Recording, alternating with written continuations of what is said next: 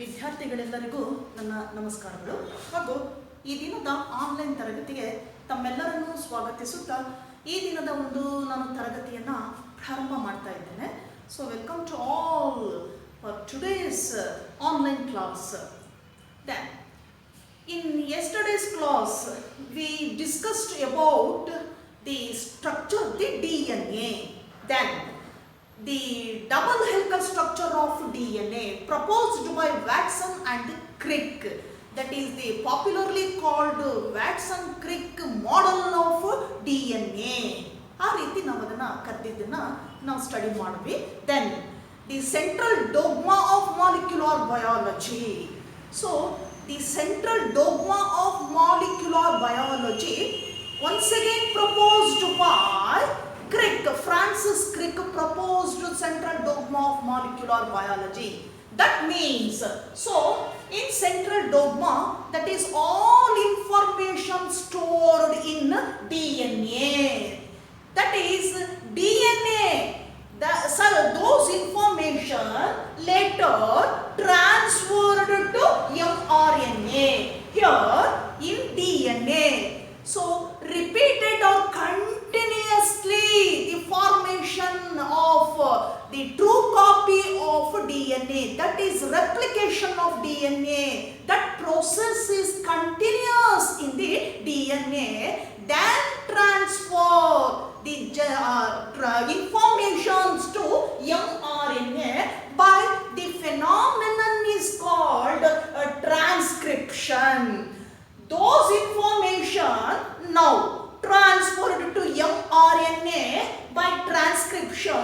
Later, those information in mRNA transferred or expressed in the form of synthesis of protein by a phenomenon or a process called as translation. So this is the central dogma of molecular biology. All information in DNA transferred to mRNA, mRNA to protein synthesis. But in some viruses, the direction of this process is reversible. That means in some viruses, all information stored in mRNA. So RNA transferred to DNA. That is in a reverse condition in some viruses. So this is a reverse condition in some viruses, that is the transformation of information from RNA to DNA. So that is the central dogma of molecular biology proposed by Francis Crick. Now in today's class we discussed about the DNA, that is the chain, polymer chain, that long chain DNA, how it's packed within the nucleus. That is the packaging of DNA. ಇವತ್ತಿನ ಒಂದು ತರಗತಿಯಲ್ಲಿ ನಾವು ಏನು ಆ central ಡೋಗ್ಮಾ ನೋಡಿದ್ವಿ, information ಯಾವ ರೀತಿ carry ಆಗ್ತದೆ, ಅದೇ ರೀತಿ ಪ್ರಾಪರ್ಟೀಸ್ ಅನ್ನ ನೋಡಿದ್ವಿ. ನಾವು ಡಬಲ್ ಹೆಲಿಕಲ್ ಸ್ಟ್ರಕ್ಚರ್ ಅಲ್ಲಿ ಏನು ಆ ಎರಡು ಡಬಲ್ ಸ್ಟ್ರಾಂಡ್ ಇದೆ, DNA strand runs antiparallel direction, ಈ ರೀತಿ ಆಂಟಿ ಪ್ಯಾರಲಲ್ ಆಗಿ ಏನಾಗುತ್ತೆ, ರನ್ ಆಗ್ತದೆ. Each strand with 5 prime, that is 5 end polarity and opposite with 3 end polarity. Then anti-direction, these two strands held are connected by the nitrogenous bases on opposite sides, that is purine pairs with pyrimidine, adenine guanine pairs with thymine and cytosine respectively. So these runs, two strands runs when it creates, so one strand turns at right angle direction, create a groove or pitch called, that pitch or groove or that depression. So it has a minimum of 10 base pairs. So the distance between one base pair is strands, distance between one base pair, that is 0.34 nanometer. You know that in yesterday's class. So the distance between the one groove, that is 10 base pair, that is 0.34 into 10 ಅಂತ ಹೇಳ್ತೀವಿ. ಅದನ್ನ ನಾವು calculate ಮಾಡಿಕೊಂಡಾಗ ನಮಗೆ correct ಆಗಿರ್ತಕ್ಕಂಥ ಆ distance ಒಂದು groove turning ಅಲ್ಲಿ ಸಿಗುವಂತಹ ಆ ಡಿಸ್ಟೆನ್ಸ್ ಅಲ್ಲಿ ಇರುವಂತ 10 ಬೇಸ್ ಪೇರ್ ಏನಿದೆ ಅದರ ಒಂದು ಡಿಸ್ಟೆನ್ಸ್ ಸಿಗ್ತದೆ. ಅದನ್ನ ನಾವು ಎಷ್ಟು ಹೇಳಿದ್ವಿ ಅಂದಾಗ ಸೊ 3.34 ಅಂತ ಹೇಳಿದ್ವಿ. 3.34 and I mean sorry, so nanometer, that is 34 angstrom ಅಂತ ಹೇಳಿದ್ವಿ. So the DNA, for example, such a long chain, such a long polymer, that is the polymer of nucleotides or chain of nucleotide, such a long chain, how it's packed within the nucleus, that is a very interesting task. So ಅಷ್ಟು ಉದ್ದವಾಗಿರುವಂತ chain ಏನಿದೆ ಆ DNA chain strands ಯಾವ ರೀತಿ nucleus ಒಳಗಡೆ pack ಆಗಿದೆ, ಯಾವ ರೀತಿ pack ಆಗಿದೆ. So that is packaging of DNA. For example ಈ ಚೈನ್ ಲೆಂತ್ ಎಷ್ಟೆಷ್ಟಿದೆ ಹೋಗ್ಲಿ, ಆ ಬೇಸ್ ಪೇರ್ಸ್ ಎಷ್ಟೆಷ್ಟು ಬರುತ್ತೆ ಅಂದಾಗ ಆ ಪಾಲಿಮರ್ ಚೈನ್ ಏನಿದೆ it includes how many base pairs ಅಂದಾಗ so it is quite different in different species. For example so the bacteriophage lambda, ಒಂದು ಬ್ಯಾಕ್ಟೀರಿಯೋಫೇಸ್ ನೋಡ್ತೀವಿ ನಾವು lambda. For example lambda, so lambda bacteriophage it has 48,502 base pairs. ಎಷ್ಟಿದೆ ಆ DNA ಇರ್ತಕ್ಕಂತಹ base pairs? 48,502. that is base pairs in case of lambda bacteriophage. Then in Escherichia coli, E. coli, so ಎಷ್ಟು base pairs ಇದೆ DNA strand ಅಲ್ಲಿ ಅಂದಾಗ 4.6 into 10 to the power of 6 base pair. 4.6 into 10 to the power of 6 base pairs in case of E. coli, Escherichia coli bacteria. Now in human beings, a single strand, that is N chromosome, haploid chromosome, contains how many? A number of base pairs. That is an average about 3.3 into 10 to the power of 9 base pairs in human single chromosome, that is N chromosome containing 3.3 into 10 to the power of 9 base pair. These are examples how many base pairs are located or arranged in DNA. For example, lambda, then Escherichia coli and human DNA, that is single strand. That means n number of chromosome containing 3.3 into 10 to the power of 9 base pairs.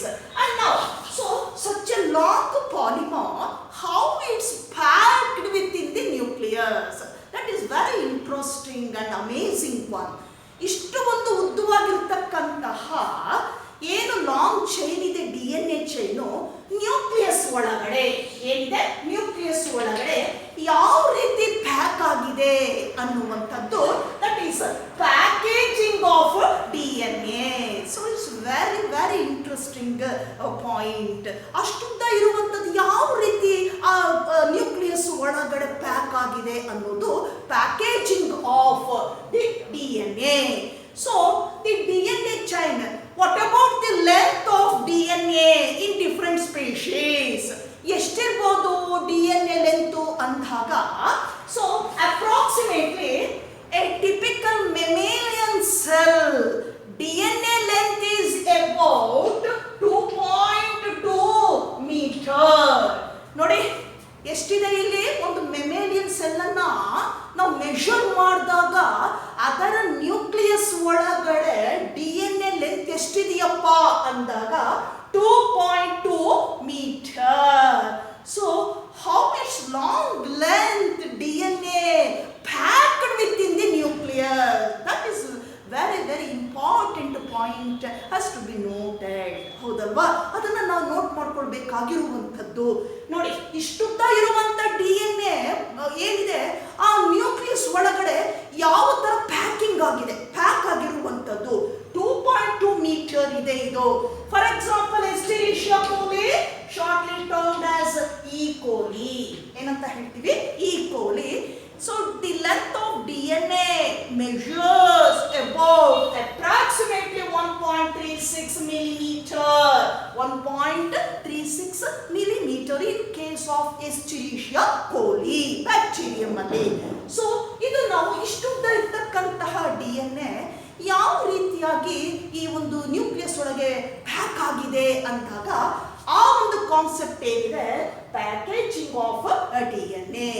So that long polymer, so exactly, so correctly packed in nucleus, in the nucleus of a cell. Cell ಒಳಗಡೆ ಏನಾಗಿದೆ, correct ಆಗಿ ಅದು pack ಆಗಿದೆ. So the DNA in prokaryotes, prokaryotes ಅಂದ್ರೆ ಗೊತ್ತಿದೆ ನಿಮಗೆ, here that is in case of bacteria. So no nucleus in bacterial cell. So ನಾವಲ್ಲಿ nucleus ಅನ್ನ ಫೈಂಡ್ ಔಟ್ ಮಾಡೋದಿಲ್ಲ, ಎಲ್ಲಿ, prokaryotes ಅಲ್ಲಿ. Here in prokaryotes the genetic material, that is DNA or RNA, scattered within the cell.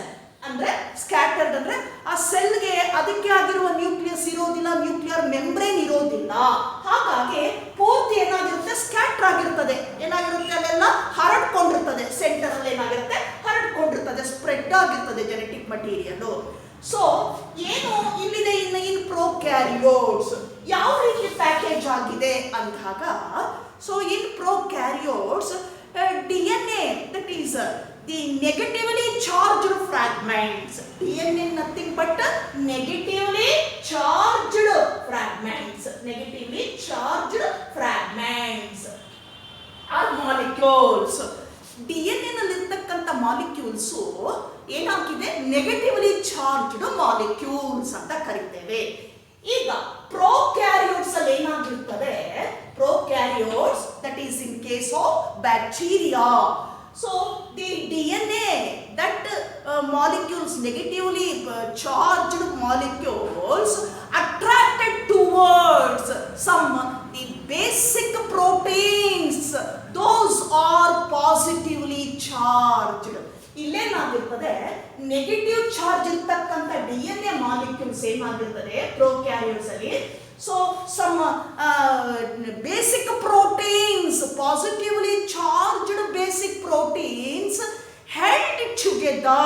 ಅಂದ್ರೆ ಎರಡು ಏನಾಗಿರ್ತದೆ, DNA molecule negative ಇರ್ತಕ್ಕಂಥದ್ದು positive charge ಅಲ್ಲಿರುವ ಪ್ರೋಟೀನ್ ಜೊತೆ ಏನಾಗಿರ್ತದೆ, ಹೆಲ್ಡ್ ಆಗಿರ್ತದೆ, ಸೇರ್ಕೊಂಡಿರ್ತದೆ. So the negatively charged DNA particles associated or held together by basic proteins to bring a structure called nucleoid. ಆ ಸ್ಟ್ರಕ್ಚರ್ ಅನ್ನ ಏನಂತ ಕರಿತೇವೆ ಪ್ರೊಕ್ಯಾರಿಯೋಟ್ಸ್ ಅಲ್ಲಿ ಅಂದಾಗ, ನ್ಯೂಕ್ಲಿಯಾಯ್ಡ್ ಅಂತ ಕರಿತೇವೆ. ಏನು ಟಿಪಿಕಲ್ ನಾವು ನೋಡ್ತೇವಲ್ಲ ಬ್ಯಾಕ್ಟೀರಿಯಲ್ ಸೆಲ್ ಅಲ್ಲಿ. So look at the structure. Here the genetic material is scattered within the cell. So these genetic DNA molecule associated with some basic proteins. Protein molecules are positively charged. DNA molecules are negatively charged. So they attracted these two particles to bring a structure. ಈ ಎರಡು ಏನಾಗ್ತದೆ, positive negative ಇರ್ತಕ್ಕಂಥ molecules attract ಆಗ್ಬಿಟ್ಟು ಏನಾಗಿದೆ, ಒಂದು complex ಆಗಿರ್ತಕ್ಕಂಥ ಒಂದು structure ಆಗ್ತದೆ ಅಲ್ಲಿ. So in prokaryotes, that is bacterial cell, that structure is named as nucleoid. NUCLEIOD, nucleoid ಅಂತ ಕರೀತೇವೆ. So coming to the eukaryotic cell, ಹಾಗಾದ್ರೆ ಯೂಕ್ಯಾರಿಯೋಟಿಕ್ ಸೆಲ್ ಅಲ್ಲಿ ಯಾವ ರೀತಿ ಆಗಿದೆ ಅಂದಾಗ, so look at this. In eukaryotic cell, the DNA, that is negatively charged DNA. So associated with or held together with the basic proteins called histones. ಯಾವ proteins ಜೊತೆ combine ಆಗಿರ್ತದೆ DNA in eukaryotes. So DNA fragments held together by typically basic proteins called histones. Histones protein ಜೊತೆ ಏನಾಗಿರ್ತದೆ combine ಆಗಿರ್ತದೆ. So histones, the protein molecules of histone. So the histone molecules containing residues of amino acids at side chains. ಈ histone molecules ಏನಾಗಿರ್ತದೆ, ಇದು long chain ಆಗಿರುವಾಗ ಗೊತ್ತಲ್ಲ, protein ಅಂದ್ರೆ that is building blocks of amino acids. Amino acids ಗಳ ಸರಪಳಿ ಇದು. that build a chain called as peptide chain ಅಂತ ಕರಿತೇವೆ. one amino acid links with another to form a chain, a bond called as peptide bond.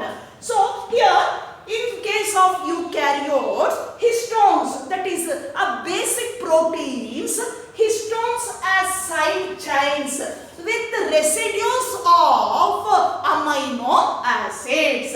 ಈ histone chain ಅಲ್ಲಿ ಏನಾಗಿರ್ತದೆ, side ಅಲ್ಲಿ ಈ ಅಮೈನೋ ಆಸಿಡ್ಸ್ ಇರುತ್ತೆ, side chain with amino acids. Residues ಅಂತ ಹೇಳ್ತೇವೆ. Residues nothing but only traces of amino acids. Those molecules attached to histones, particularly basic proteins histones at side chains.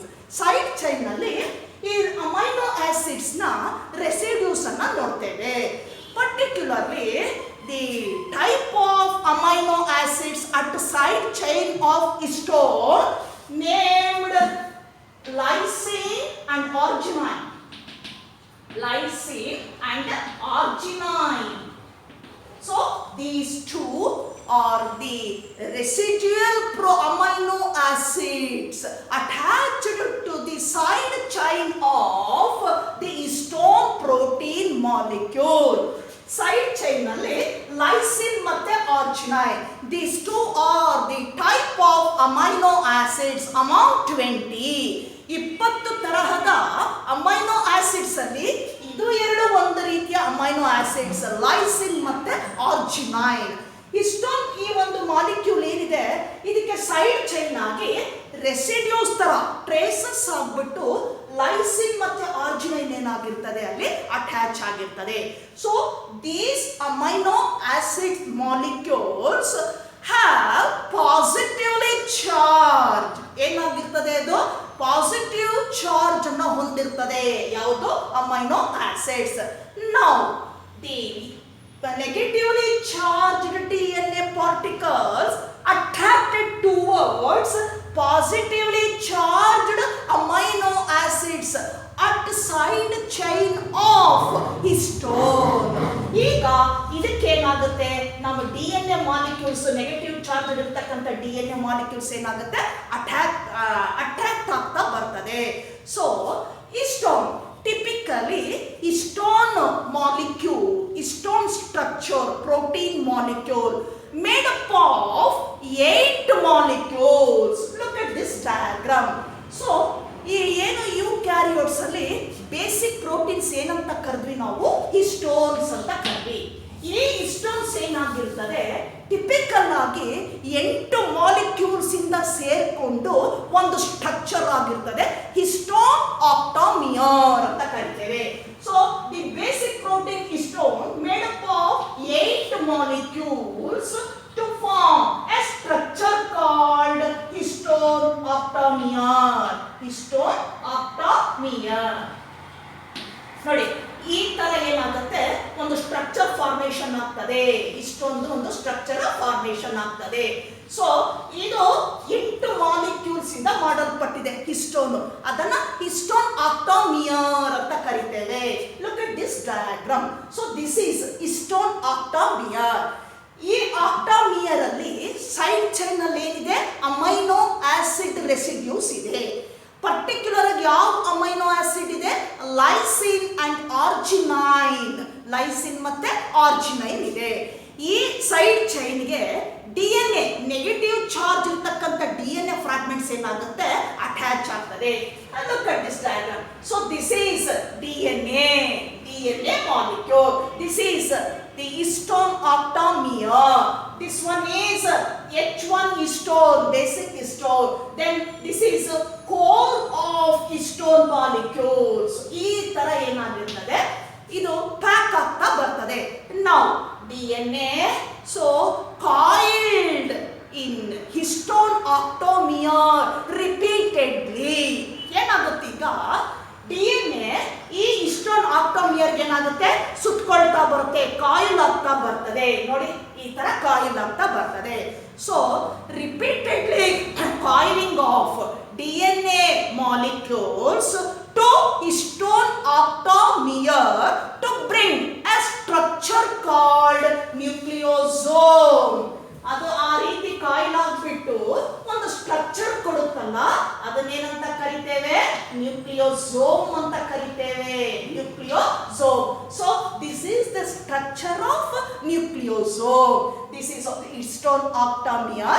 So DNA fragments, DNA chain coiled together with histone octamer bring a structure called nucleosome. So this is the view of nucleosome. One nucleosome ಈ ರೀತಿ ಕಾಣಿಸ್ತಾ ಇರ್ತದೆ.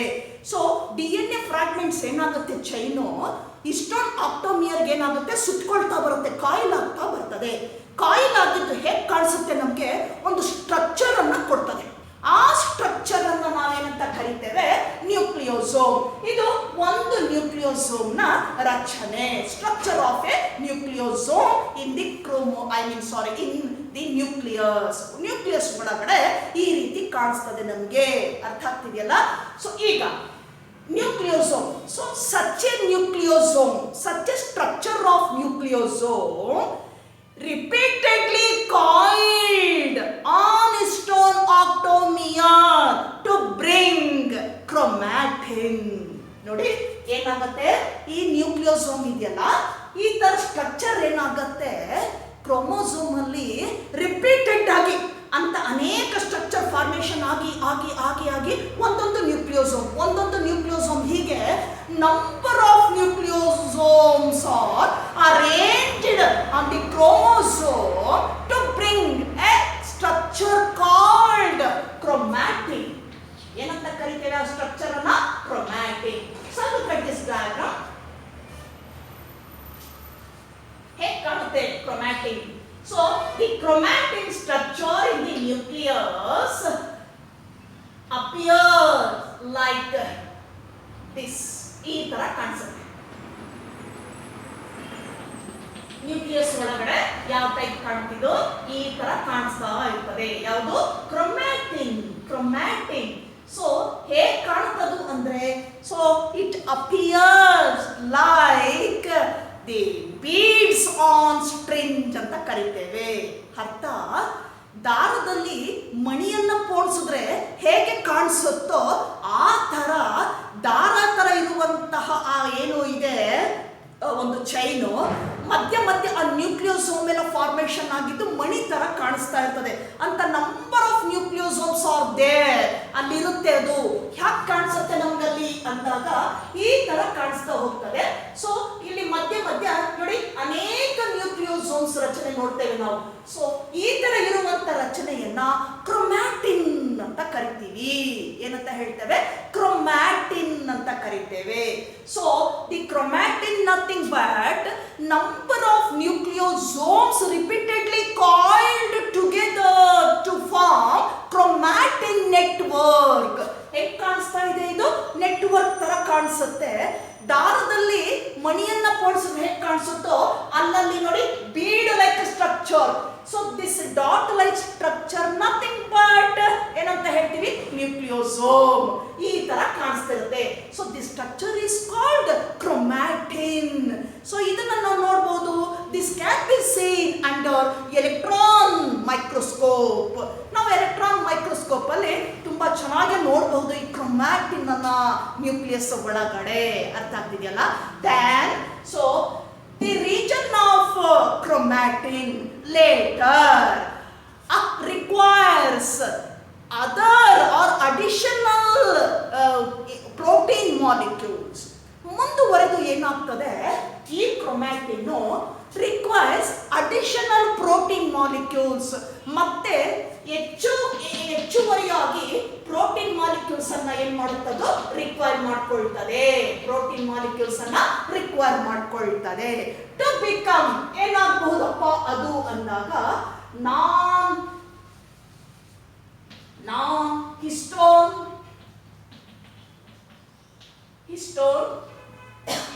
chromosomal region. Non-histone chromosomal region. So ಇದನ್ನ ನಾವೇನಂತ ಕರಿತೇವೆ, ನಾನ್-ಹಿಸ್ಟೋನ್ chromosomal region ಅಂತ ಕರಿತೀವಿ. ಅಂದ್ರೆ ಕ್ರೊಮ್ಯಾಟಿನ್ ಫಾರ್ಮೇಶನ್ ಆದ್ಮೇಲೆ ಇದು ಹೆಚ್ಚುವರಿಯಾಗಿ ಮತ್ತೆ ಏನ್ ಮಾಡುತ್ತೆ, ಪ್ರೋಟೀನ್ ಮಾಲಿಕ್ಯೂಲ್ಸ್ ಅನ್ನ accept ಮಾಡ್ಕೊಳ್ತದೆ. So chromatin in the nucleus requires additional protein molecules to become, that is non-histone chromosomal region. Now in nucleus, the chromatin region in the nucleus, some region has densely, that is loosely packed, some region has loosely packed and light stained that region of chromatin in the nucleus, so called as euchromatin. ನೋಡಿ ಏನ್ ಹೇಳ್ತಾರೆ ಇಲ್ಲಿ ಅಂದ್ರೆ, nucleus ಒಳಗಡೆ ಈ ತರ chromatin formation ಆಗಿದೆ. Chromatin ಹೆಂಗ್ ಫಾರ್ಮೇಶನ್ ಆಯ್ತು, repeatedly coiling of nucleosomes, number of nucleosome repeatedly coiled together to form a structure called chromatin. ಈ ಕ್ರೊಮ್ಯಾಟಿನ್ ಹೆಂಗ್ ಕಾಣುತ್ತೆ, ದಾರದಲ್ಲಿ ಮಣಿಯನ್ನ ಪೋಣಿಸಿದ ರೀತಿ ಕಾಣಿಸ್ತದೆ. That is beads on string ಅಂತ ಕರಿತೀವಿ. ಬೀಡ್ಸ್ ಅಂದ್ರೆ ಮಣಿ, ಆನ್ ಸ್ಟ್ರಿಂಗ್ ದಾರದಲ್ಲಿ ಮಣಿಯಂತೆ. ಈಗ ಈ ಕ್ರೊಮ್ಯಾಟಿನ್ ಅಲ್ಲಿ ಏನಾಗುತ್ತೆ ನಾವು ನೋಡಿದಾಗ, ಅಲ್ಲಲ್ಲಿ ಕೆಲವು ರೀಜನ್ ಅಲ್ಲಿ, ಕೆಲವು ಸ್ಪಾಟ್ ಅಲ್ಲಿ ಈ ಕ್ರೊಮ್ಯಾಟಿನ್ ಏನಿರುತ್ತೆ, loosely packed and light stained. ಏನಾಗಿರುತ್ತೆ, ಲೂಸ್ ಪ್ಯಾಕ್ ಆಗಿರ್ತದೆ. ಇಲ್ಲಿ ತೋರಿಸ್ತೀವಿ ನೋಡಿ ಕ್ರೊಮ್ಯಾಟಿನ್ ಅಲ್ಲಿ. ಸೊ ನ್ಯೂಕ್ಲಿಯಸ್ ಇದು ಹೇಗಿರ್ತದೆ, ಈ ತರ ಬೀಡ್ಸ್ ಆನ್ ಸ್ಟ್ರಿಂಗ್ ಅಂತ ಕರೆದ್ವಿ ನೋಡಿ. ಇದು ಏನ್ ತೋರಿಸ್ತಿದೀನಿ, ಇದು ನ್ಯೂಕ್ಲಿಯೋಸೋಮ್. ಇದು ಇಲ್ಲೇನಾಗಿರ್ತದೆ, ಈ ಕ್ರೊಮ್ಯಾಟಿನ್ ಅಲ್ಲಿ ಕೆಲವು ರೀಜನ್ ಅಲ್ಲಿ ಸೊ ಈ ತರ loosely packed and light stained. ಏನಾಗುತ್ತೆ, ಸ್ಟೈನಿಗೆ ನಾವು ಕೊಟ್ಟಾಗ, ಸ್ಟೈನ್ ಪ್ರೋಸೆಸ್ಗೆ ಕೊಟ್ಟಾಗ, ಸ್ಟೈನಿಂಗ್ ಪ್ರೋಸೆಸ್ ಅಲ್ಲಿ ಈ ಭಾಗ ಏನಾಗುತ್ತೆ, ಸೊ ದಟ್ ಗೆಟ್ಸ್ ಸ್ಟೈನ್. ಕೆಲವು ರೀಜನ್ ಏನಾಗ್ತದೆ, ಲೂಸ್ಲಿ ಪ್ಯಾಕ್ಡ್ ಆರ್ ಅರೇಂಜ್ಡ್ ಅಂತ ಕರಿತೇವೆ. ಕ್ರೊಮ್ಯಾಟಿನ್ ಅಲ್ಲಿ ಅಲ್ಲಲ್ಲಿ ಆ ಫೈಬರ್ಸ್ ಇದೆಯಲ್ಲ, ಕ್ರೊಮ್ಯಾಟಿನ್ ಫೈಬರ್ಸ್, ನಥಿಂಗ್ ಬಟ್ ದಾರ ಅಂತ ಏನ್ ಹೇಳಿದ್ವಲ್ಲ, ಅದು ಆ ದಾರದ ರೀತಿಯಂತಿರುವಂತದನ್ನ ಕ್ರೊಮ್ಯಾಟಿನ್ ಫೈಬರ್ಸ್ ಅಂತ ಕರಿತೀವಿ. ಈ ಫೈಬರ್ಸ್ ಅಲ್ಲಲ್ಲಿ ಏನ್ ನೋಡ್ತೀವಿ, ನ್ಯೂಕ್ಲಿಯೋಸೋಮ್ ಅನ್ನ ನೋಡ್ತೇವೆ. ಕೆಲವು ರೀಜನ್ ಅಲ್ಲಿ ನಮ್ಗೆ ಏನ್ ಕಾಣಿಸುತ್ತೆ, ಫೈಬರ್ಸ್ ಬಿಡಿ ಬಿಡಿಯಾಗಿ ಅರೇಂಜ್ ಆಗಿರ್ತದೆ, loosely packed and light stained, ಕಡಿಮೆ ಸ್ಟೈನ್ ಅನ್ನ ತಗೊಳ್ಳುತ್ತದೆ. Such a region of chromatin is referred as euchromatin. ಏನಂತ ಕರಿತೀವಂತ ಭಾಗವನ್ನ euchromatin ಅಂತ ಕರಿತೇವೆ. Then in some regions of chromatin with densely packed, ಏನಾಗಿರ್ತದೆ ಅಲ್ಲಿ, densely packed and dark stained. Such a region in the chromatin we termed as heterochromatin. ಏನಂತ ಹೇಳ್ತೀವಿ ಇದನ್ನ, heterochromatin. So look at these two regions are very important for the board examination, they may ask for 2 marks or 1 mark. What is euchromatin or what is heterochromatin? Then you have to write the region, that is the euchromatin and the heterochromatin. So ಆ chromatin ಅಲ್ಲಿ ಏನಾಗುತ್ತೆ, ಇನ್ನು ಕೆಲವು region ನಲ್ಲಿ densely packed ಅಂದ್ರೆ ಏನಾಗಿರುತ್ತದೆ, so close ಆಗಿ thick ಆಗಿ ಪ್ಯಾಕ್ ಆಗಿರ್ತದೆ. ಅರ್ಥ ಆಗ್ತಿದೆಯಲ್ಲ? ವಿತ್ ಡಾರ್ಕ್ ಸ್ಟೈನ್, ಹೆಚ್ಚು ಸ್ಟೈನ್ ಅನ್ನ ತಗೊಳ್ತದೆ. ಸೊ ಇಂಥ ರೀಜನ್ ಅನ್ನ ಏನಂತ ಕರಿತೀವಿ, heterochromatin. So there are 2 regions we can see in the chromatin of the nucleus. What are those regions in chromatin? 1. Loosely packed with light stained region, that is called euchromatin. Second one is densely packed with dark stained region in chromatin. That region is said to be heterochromatin. Among these 2, euchromatin is very active than heterochromatin. Heterochromatin is less active, or in other words inactive, but euchromatin is active. So this is how such a long polymer or DNA chain packed in the nucleus in this manner, that is associated with basic proteins, histones in eukaryotes and other proteins in prokaryotes. In prokaryotes the structure is termed as nucleoid. In eukaryotes the structure is called nucleosome. Such nucleosomes repeatedly coil to bring a structure called chromatin. Chromatin with 2 regions, heterochromatin and the euchromatin. So this is the summary of packaging of DNA in the nucleus.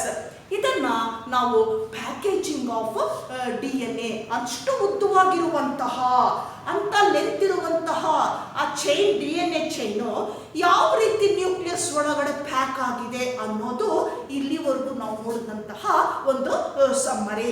ಇಷ್ಟೊಂದಿದೆ. ನಿಮಗೆ ಆ diagram ಅನ್ನ ಕೇಳಬಹುದು students, ನಿಮಗೆ ಏನು 3 marks ಕೇಳ್ಬೋದು.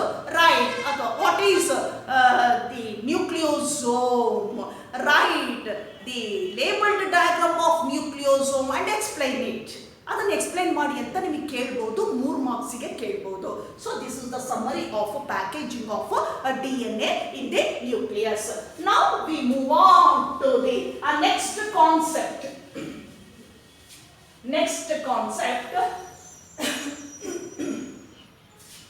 The genetic material DNA. The genetic material DNA. Concept ಅನ್ನ ನೋಡೋಣ. The genetic material DNA. ನಾವು ಇಲ್ಲಿವರೆಗೂ ಕೂಡ DNA, what are nucleic acids, then distribution of nucleic acids, DNA and RNA called nucleic acids, distribution of nucleic acids, that is DNA and RNA present in nucleus and as well as in cytoplasm. Then DNA, what is DNA? Definition for DNA. What are the components present in the DNA? So DNA, what is the double helical structure proposed by Watson and Crick? Then what are the silent features of DNA? Then the packaging of DNA. So in this concept, the genetic material DNA, the molecular biology starts or began with 1953. In 1953 ಏನು molecular biology ಅನ್ನುವಂಥ branch ಇದೆ, ಇದು 1953 ನಲ್ಲಿ ಏನಾಯಿತು, ಪ್ರಾರಂಭವಾಯಿತು. Before that ಏನಾಗಿದೆ, in 1856, that is in that period from 1856 to 1925, ಅಷ್ಟು long period ಅಲ್ಲಿ ಏನಾಗಿದೆ, which component of the nucleus, so carefully listen, which component of the nucleus or cell carry genetic information information and transferred to next generation. ಯಾವ molecule cell ಒಳಗಡೆ ಇರ್ತಕ್ಕಂಥ ಯಾವ molecule ಈ information ಅನ್ನ carry ಮಾಡಿ store ಮಾಡಿಕೊಂಡು ಅದನ್ನ ನೆಕ್ಸ್ಟ್ ಜನರೇಷನ್ಗೆ ಏನ್ ಮಾಡುತ್ತೆ, ಟ್ರಾನ್ಸ್ಫರ್ ಮಾಡುವಂಥದ್ದು. ಸೊ ಆ ಇನ್ಫಾರ್ಮೇಶನ್ ಏನಾಗಿರ್ತದೆ, ನಾವು ಮಾಲಿಕ್ಯೂಲ್ಸ್ ಅನ್ನು ನೋಡಿದಾಗ first stored information in the molecules, then copying ಅಥವಾ ಕಾಪಿಡ್, ಅದೇ ಇನ್ಫಾರ್ಮೇಶನ್ ಏನಾಗುತ್ತೆ ಕಾಪಿ ಆಗ್ತದೆ, then transfer to express, then last one regulation. ಯಾವ ಟೈಮಲ್ಲಿ ಎಕ್ಸ್ಪ್ರೆಸ್ ಆಗಬೇಕು ಅನ್ನುವಂಥದ್ದು ಏನಾಗಿದೆ ನಾವು ನೋಡುವಂತಹ ಒಂದು ಸ್ಟೆಪ್ಸ್. ಅದು ಫಸ್ಟ್ ಸ್ಟೋರ್ ಆಗೋದು ಹೇಗಾಗುತ್ತೆ, ಕಾಪಿ ಆಗೋದು ಹೇಗಾಗುತ್ತೆ, ಆಮೇಲೆ ಟ್ರಾನ್ಸ್ಫರ್ ಹೇಗಾಗ್ತದೆ, ಎಕ್ಸ್ಪ್ರೆಸ್ ಹೇಗಾಗುತ್ತೆ, ರೆಗ್ಯುಲೇಷನ್ ಹೇಗಾಗುತ್ತೆ, ಈ ಸ್ಟೆಪ್ಸ್ ಇದೆ. ಹಾಗಾದ್ರೆ which molecules of the cell, ಜೀವಕೋಶದಲ್ಲಿರುವಂತಹ ಏನು ಪ್ರೋಟೀನ್ ಇದೆ, ಲಿಪಿಡ್ ಇದೆ, ಕಾರ್ಬೋಹೈಡ್ರೇಟ್ ಇದೆ, ನ್ಯೂಕ್ಲಿಕ್ ಆಸಿಡ್ಸ್ ಇದೆ, ಯಾವುದರಲ್ಲಿ, ಜೀವಕೋಶದಲ್ಲಿ. So you know that, so you have already studied those molecules, nothing but ಏನಂತ ಹೇಳ್ತೀವಿ, ಬಯೋಮಾಲಿಕ್ಯೂಲ್ಸ್ ಅಂತ ಹೇಳ್ತೇವೆ, ಪ್ರೆಸೆಂಟ್ ಇನ್ ದಿ ಸೆಲ್ ಅಂತ ಹೇಳ್ತೇವೆ. So all these required for the metabolism, cellular metabolism. Now among these molecules, which one has stored information that transfer? ಯಾವ molecule store ಮಾಡ್ಕೊಳ್ತದೆ information ಅನ್ನ, genetic information ಅನ್ನ ಸ್ಟೋರ್ ಮಾಡ್ಕೊಳ್ತದೆ. So the discussion which molecule of the cell stored information and carry or transferred those information to the next generation. So here a lot of theories, concepts, assumptions proposed by number of scientists, biologists, geneticists. So ಇದ್ರ ಬಗ್ಗೆ ಸಾಕಷ್ಟು ಒಂದು ಥಿಯರಿಗಳು, ಸಾಕಷ್ಟು ಅಸಂಪ್ಷನ್ಸ್ಗಳು, ಸಾಕಷ್ಟು ಇದ್ರ ಮೇಲೆ ಏನಾಗಿದೆ, concepts ಏನಾಗಿದೆ, 1956 ಇಂದನೇ, 1856 ಇಂದನೇ, that is in the period of Mendel. He was proposed the principles of inheritance. Mendel propose ಮಾಡ್ತಾನೆ ಪ್ರಿನ್ಸಿಪಲ್ಸ್ ಆಫ್ ಇನ್ಹೆರಿಟೆನ್ಸ್ ಇನ್ 1853. ಅಲ್ಲಿಂದ ಪ್ರಾರಂಭವಾಗುತ್ತೆ. ಯಾವುದು ಜೆನೆಟಿಕ್ ಮಟೀರಿಯಲ್ ಅಂತ ಯಾರಿಗೂ ಗೊತ್ತಿಲ್ಲ, DNA ಜೆನೆಟಿಕ್ ಮಟೀರಿಯಲ್ ಅನ್ನೋದು ಗೊತ್ತಿಲ್ಲ, ಯಾರು ಪ್ರಪೋಸ್ ಮಾಡಿಲ್ಲ ಅಂಟಿಲ್ 1953. 1953ವರೆಗೂ ಯಾರು DNA is the genetic material ಅನ್ನೋದನ್ನ ಪ್ರಪೋಸ್ ಮಾಡಿರಲಿಲ್ಲ. ಸೊ ಅದ್ರ ಬಗ್ಗೆ ಸಾಕಷ್ಟು ಕಾನ್ಸೆಪ್ಟ್ಗಳು, ಥಿಯರೀಸು, ಅಸಂಪ್ಷನ್ಸ್ ಏನಾಗಿದೆ, ಬೇಕಾದಷ್ಟು ಸೈಂಟಿಸ್ಟ್ಗಳು, ಜೆನೆಟಿಸ್ಟ್ಗಳು, ಹಾಗೆ ಫಿಸಿಯೋಲಾಜಿಸ್ಟ್ಗಳು ಏನಾಗಿದೆ ಇದನ್ನ ಪ್ರಪೋಸ್ ಮಾಡಿ ಎಕ್ಸ್ಪ್ಲೈನ್ ಮಾಡ್ತಾ ಬರ್ತಾರೆ. ಲಾಂಗ್ ಟೈಮ್ವರೆಗೂ ಅದ್ರ ಬಗ್ಗೆ ಡಿಸ್ಕಷನ್ ಇದೆ. ಆ ಥಿಯರೀಸ್ ಅನ್ನ ಏನ್ ಮಾಡ್ತಾರೆ, ಎಕ್ಸ್ಪ್ಲೈನ್ ಮಾಡ್ತಾರೆ, ಪ್ರಪೋಸ್ ಮಾಡ್ತಾ ಬರ್ತಾರೆ. ಎಲ್ಲಿಂದ? So from Mendel, that is in 1853, Mendel proposed the principles of inheritance. So transmission of genetic characters from parents to offsprings proposed by Mendel. ಇಲ್ಲಿ ಮೆಂಡಲ್ ಪ್ರಪೋಸ್ ಮಾಡ್ತಾನೆ, ಆದ್ರೆ all this information carried by DNA. So which molecule is the genetic carry the DNA, genetic information. So ಯಾವ molecule carry ಮಾಡುತ್ತೆ genetic information ಅನ್ನೋದನ್ನ ಯಾರು propose ಮಾಡೋಕ್ಕಾಗಲಿಲ್ಲ. ಅನೇಕ ಥಿಯರಿಗಳು ಬಂತು, ಅಸಂಪ್ಷನ್ ಬಂದಿದೆ, ಬಟ್ ಏನು ಆ ಪೀರಿಯಡ್ ಅಲ್ಲಿ Mendel, later the same period another scientist, that is Friedrich Miescher, he was also proposed the acidic nature of substance present in the nucleus. He termed that is nuclein ಅಂತ ಕರೆದವನು. ಯಾರು? Friedrich ಮಿಸ್ಚರ್. ಏನೋ ಒಂದು acidic nature ಅಲ್ಲಿ ಇರತಕ್ಕಂಥ ವಸ್ತು ಇದೆ nucleus ಅಲ್ಲಿ, ಅದನ್ನ ಅವನು ನ್ಯೂಕ್ಲಿನ್ ಅಂತ ಕರೆದ. But that is a DNA, but he was not proposed that substance is DNA. ಅದು ಯಾರು ಕ್ಲಾರಿಫೈ ಮಾಡ್ಲಿಕ್ಕೆ ಆಗಲಿಲ್ಲ. DNA ಜೆನೆಟಿಕ್ ಮಟೀರಿಯಲ್ ಅನ್ನೋದು.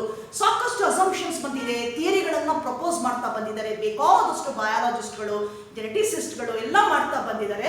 ಫ್ರಮ್ ಎಲ್ಲಿಂದ started from Mendel period, that is in 1853.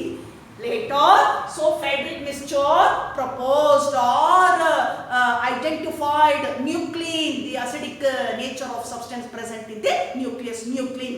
Then later, Sutton, Boveri and T.H. Morgan, Thomas and Morgan. So all they proposed the structure of chromosome, behavior of chromosome, then cell division, but not find out or propose the clear picture of the carrying of genetic material from which molecule of this cell. ಯಾವ molecule ಇಂದ carry ಆಗುತ್ತೆ ಅನ್ನೋದನ್ನ propose ಮಾಡಲಿಕ್ಕೆ ಆಗಲಿಲ್ಲ. Later, so in 1926, so Griffith, Frederick Griffith in 1926 proposed the transforming principle. He proposed transforming principle. 1926 ಪ್ರಾರಂಭವಾದಾಗ 28ರಲ್ಲಿ Frederick ಮಿಸ್ಚರ್ ಬರ್ತಾನೆ. Frederick ಮಿಸ್ಚರ್ so ಇವನು propose ಮಾಡ್ತಾನೆ ಟ್ರಾನ್ಸ್ಫಾರ್ಮಿಂಗ್ ಪ್ರಿನ್ಸಿಪಲ್. ಆ ಇನ್ಫಾರ್ಮೇಶನ್ ಹೆಂಗೆ ಟ್ರಾನ್ಸ್ಫರ್ ಆಗುತ್ತೆ ಅನ್ನೋದನ್ನ ಪ್ರಪೋಸ್ ಮಾಡ್ತಾನೆ. He worked about a bacterium known as Streptococcus pneumoniae. Streptococcus pneumoniae. Streptococcus pneumoniae. You know, Frederick Griffith. So popularly that principle is called as Griffith experiment. ಅದನ್ನ ನಾವು ತುಂಬಾ popular ಆಗಿ Griffith experiment ಅಂತ ಕರೀತೇವೆ. ಇವನು propose ಮಾಡ್ತಾನೆ transforming principal. ಏನ್ propose ಮಾಡ್ತಾನೆ ಅವನು? Transforming principle. So in 1928 proposed by Griffith, he worked on a bacterium known as Streptococcus pneumoniae. You know, so Griffith grew Streptococcus pneumoniae in the culture medium at laboratory. ಲ್ಯಾಬೋರೇಟರಿನಲ್ಲಿ ಏನು ಮಾಡ್ತಾನೆ, ಈ streptococcus pneumonia ಅನ್ನುವಂಥ ಬ್ಯಾಕ್ಟೀರಿಯಾವನ್ನ culture ಮಾಡ್ತಾ ಹೋಗ್ತಾನೆ Griffith. So this Streptococcus pneumoniae responsible to cause a disease called pneumonia. ಇದು ಏನಿದೆ ಬ್ಯಾಕ್ಟೀರಿಯಮ್ಮು, pneumonia ಅನ್ನುವಂಥ disease ಅನ್ನ ಕಾಸ್ ಮಾಡುವಂತಹ ಬ್ಯಾಕ್ಟೀರಿಯಾ ಇದು. ಅರ್ಥ ಆಗ್ತಿದೆಯಲ್ಲ? ಇದನ್ನ ಸ್ಟ್ರೆಪ್ಟೋಕಾಕಸ್ ನಿಮೋನಿಯಾ. ಗ್ರಿಫಿತ್ ಏನ್ ಮಾಡ್ತಾನೆ, ಇದನ್ನ ಕಲ್ಚರ್ ಮೀಡಿಯಾದಲ್ಲಿ ಕಲ್ಟಿವೇಟ್ ಮಾಡ್ತಾ ಹೋಗ್ತಾನೆ ಸ್ಟ್ರೆಪ್ಟೋಕಾಕಸ್ ನಿಮೋನಿಯಾ. ಇಲ್ಲಿ ಅವನು ಅಬ್ಸರ್ವ್ ಮಾಡ್ತಾನೆ ಆ ಒಂದು ಕಲ್ಚರ್ ಮೀಡಿಯಾದಲ್ಲಿ. So in the culture media he was observed 2 groups of Streptococcus pneumoniae. 2 group ಅನ್ನ ನೋಡ್ತಾನೆ ಅವನು. ಸ್ಟ್ರೆಪ್ಟೋಕಾಕಸ್ ನಿಮೋನಿಯಾ 2 ಕಾಲೋನಿಯನ್ನ ನೋಡ್ತಾನೆ. He observed 2 colonies of Streptococcus pneumoniae in the culture medium. ಅದರಲ್ಲಿ 2 ಕಾಲೋನಿಯನ್ನ ನೋಡ್ತಾರೆ. ನಿಮ್ಗೆಲ್ಲ ಗೊತ್ತಿದೆ ಬ್ಯಾಕ್ಟೀರಿಯಾ ಕಾಲೋನಿಯಲ್ ಫಾರ್ಮ್ ಅಂತ ಕರಿತೀವಿ. ಎಲ್ಲ ಅಗ್ರಿಗೇಟ್ ಆಗಿ ಹೇಗೆ ಕಾಣ್ತಾ ಇರ್ತದೆ, ಕಾಲೋನಿ ತರ ಕಾಣಿಸ್ತಾ ಇರ್ತದೆ. ಸೊ 2 ಕಾಲೋನಿಯನ್ನ ನೋಡ್ತಾನೆ.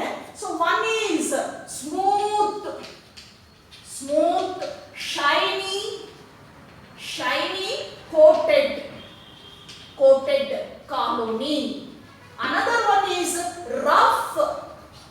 rough coated colony.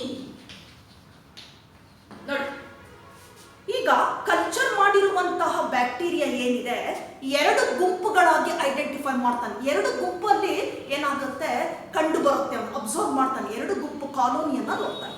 ಒಂದು smooth and shiny coated colonies. ಹೇಗಿರುತ್ತೆ ಅಪಿಯರೆನ್ಸ್ ಅದು? ಸ್ಮೂತ್ ಅಂಡ್ ಶೈನಿ ಕೋಟೆಡ್ ಇರುವಂತಹ ಕಾಲೋನಿ ಒಂದು ಕಡೆ ಕಂಡು ಬರುತ್ತೆ. ಇನ್ನೊಂದು ಕಡೆಗೆ ರಫ್ ಕೋಟೆಡ್ ಕಾಲೋನಿ ಕಾಲೋನಿ. ಇನ್ನೊಂದು ಕಡೆಗೆ ಏನಾಗಿರ್ತದೆ, ಅದ್ರ ಮೇಲಿರ್ತಕ್ಕಂಥ ಕೋಟು ರಫ್ ಆಗಿರುತ್ತೆ, ಹಾರ್ಡ್ ಆಗಿರ್ತದೆ.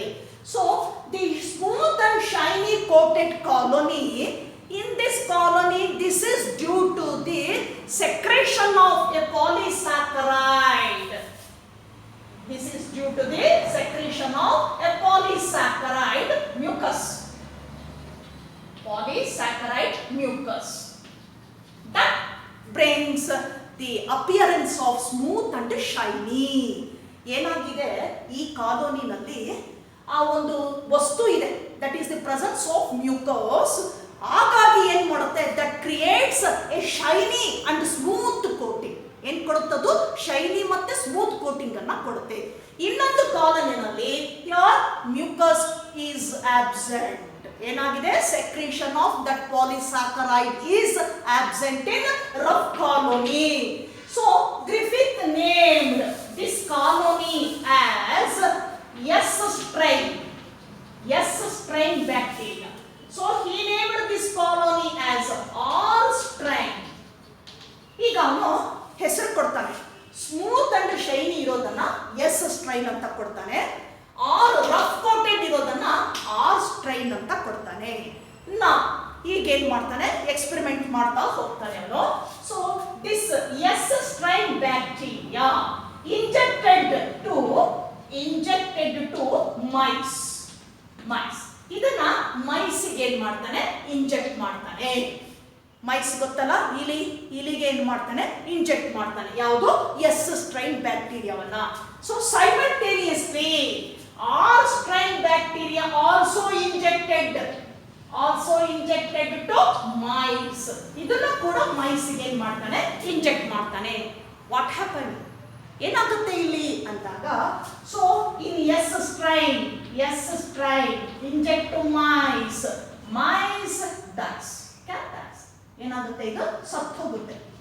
But in R strain injected to mice, so it survives, lives. ನೋಡಿ, ಎಸ್ ಸ್ಟ್ರೈನ್ ಅನ್ನ ಇಂಜೆಕ್ಟ್ ಮಾಡಿದಾಗ ಏನಾಗುತ್ತೆ, ಮೈಸ್, ಆ ಇಲಿ ಏನಾಗುತ್ತೆ, ಸತ್ತು ಹೋಗುತ್ತೆ. Because the smooth and shiny coated is responsible for causing of pneumonia in mice. ಏನ್ ಮಾಡುತ್ತೆ, ಈ ಮೈಸ್ ಅಲ್ಲಿ ಈ ಶೈನಿ ಮತ್ತೆ ಸ್ಮೂತ್ ಕೋಟ್ ಇರೋದ್ರಿಂದ ಅದು ಈ ನ್ಯೂಮೋನಿಯಾವನ್ನ ಇಲಿಯಲ್ಲಿ ಏನ್ ಮಾಡುತ್ತೆ, ಅದು ಉಂಟು ಮಾಡುತ್ತೆ, ಇಲಿ ಸತ್ತು ಹೋಗುತ್ತೆ. ಬಟ್ ಇನ್ ಆರ್ ಸ್ಟ್ರೈನ್ ಅಲ್ಲಿ ಏನಾಗುತ್ತೆ, there is no or absence of that shiny and smooth coat, that is absence of mucus. ಇಲ್ಲಿ ಆ ಮ್ಯೂಕಸ್ ಇಲ್ಲ, ಆ ಮ್ಯೂಕಸ್ ಕೋಟಿಂಗ್ ಇಲ್ಲ. ಹಾಗಾಗಿ ಆರ್ ಸ್ಟ್ರೈನ್ ಅನ್ನ ಇಂಜೆಕ್ಟ್ ಮಾಡಿದಾಗ, so this is not responsible for causing of pneumonia. ಅದು ನ್ಯೂಮೋನಿಯಾವನ್ನ ಕಾಸ್ ಮಾಡೋದಕ್ಕೆ ಏನಾಗಿರುತ್ತೆ, ಆಗಲ್ಲ. ಯಾಕೆಂದ್ರೆ ಆಬ್ಸೆನ್ಸ್ ಆಫ್ ದಟ್ ಮ್ಯೂಕಸ್ ಅಂತ ಹೇಳ್ತೇವೆ. ಹಾಗಾಗಿ ಮೈಸ್ ಏನಾಯ್ತು, ಇಲ್ಲಿ ಬದುಕುತ್ತೆ, ಲೈವ್ ಸರ್ವೈವ್ಸ್, ಬದುಕುತ್ತೆ. ದೆನ್ ಏನ್ ಮಾಡ್ತಾನೆ ಇವನೀಗ, ಈಗ ಇದಕ್ಕೆ ಹೇಳ್ತಾನೆ, ಸೊ ಇದಕ್ಕೊಂದು ನೇಮ್ ಅನ್ನ ಕೊಡ್ತಾನೆ. ಯಾವುದು ಎಸ್ ಸ್ಟ್ರೈನ್ ಅನ್ನ ಇಂಜೆಕ್ಟ್ ಮಾಡಿದ ಮೈಸಿಗೆ ಯಾವಾಗ ಮೈಸ್ ಸತ್ತೋಗುತ್ತೋ, ದಿಸ್ ಈಸ್ ವೈರುಲೆಂಟ್, ಅಂದ್ರೆ ಇನ್ಫೆಕ್ಟಿಯಸ್ ಫಾರಮ್, ಡಿಸೀಸ್ ಅನ್ನ ಉಂಟು ಮಾಡುವಂತಹ ಫಾರಮ್ ಅದು. ಹಾಗಾಗಿ S strain is virulent. What about R non virulent? ಹೌದಲ್ವಾ? ಸೊ ಯಾಕೆ ಆರ್ ಸ್ಟ್ರೈನ್ ಯಾಕೆ ನಾನ್ ವೈರುಲೆಂಟ್? ಅದು ನ್ಯೂಮೋನಿಯಾವನ್ನ ಕಾಸ್ ಮಾಡೋದಿಲ್ಲ, ಮೈಸ್ ಕ್ಯಾನ್ ಸರ್ವೈವ್ಸ್, ಅದು ಬದುಕುತ್ತೆ. ಹೌದಲ್ವಾ? Non virulent. ಇದೇನಾಗುತ್ತೆ, virulent.